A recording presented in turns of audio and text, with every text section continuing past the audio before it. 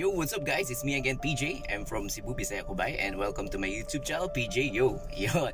So for today guys, it's my first time na lalabas ako after the Enhanced Community Quarantine or yung ECQ, diba? So, yon, I already got yung quarantine pass. So for today guys, titignan natin kung ano yung what is the situation, kumbaga kung ano yung sa labas. Kung first time ko kasi lumabas guys actually, and mamimili lang ako for some mga goods and essentials dun sa Park Mall supermarket. Yon, so yon, ikot-ikot lang tayo guys, tingnan natin kung kumusta naman yung Cebu after nung enhanced community quarantine. Yon, so yon, so I'll have some mga video clips dun sa dadaanan natin guys, and doon try natin sa Park Mall kung pwede ba mag-video doon. So doon sa grocery kung madami bang tao, kung may panic buying ba, hopefully wala naman, and hopefully smooth lang yung lakad natin today, kumbaga. So yun guys, yun lang importante is yung yung quarantine pass. I mean yung quarantine pass is you always bring the quarantine pass guys and some identification, kumbaga just in case na may madaanan kayo na checkpoint, kasi nga yung multa daw doon guys if lalabas kayo na walang quarantine pass is 5,000, diba? So mabigat siya guys. So yun, so be sure dala niyo yung quarantine pass and of course yung mga valid identification nyo para at least, diba, if may mga checkpoint, safe kayo, and you have some mga documents na pwedeng maipakita, kumbaga. Yun, so yun guys, very short lang yung video ko for today. So yun, so let's check out Cebu. How is Cebu after the enhanced community quarantine? So let's check it out.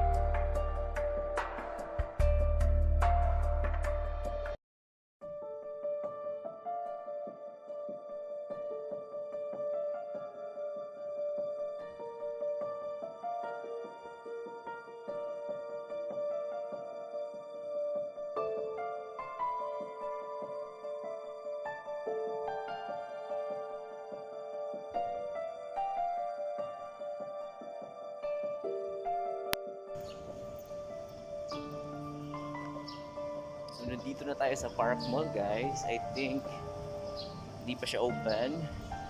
So we'll just wait. Mag-open siya.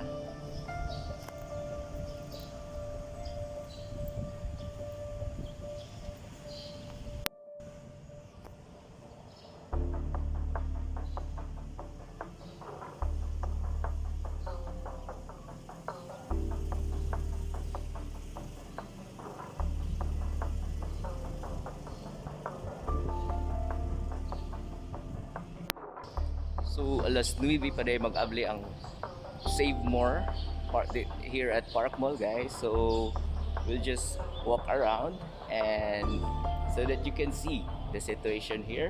So apparently mingaw pa at this time. It's around 8:15 in the morning.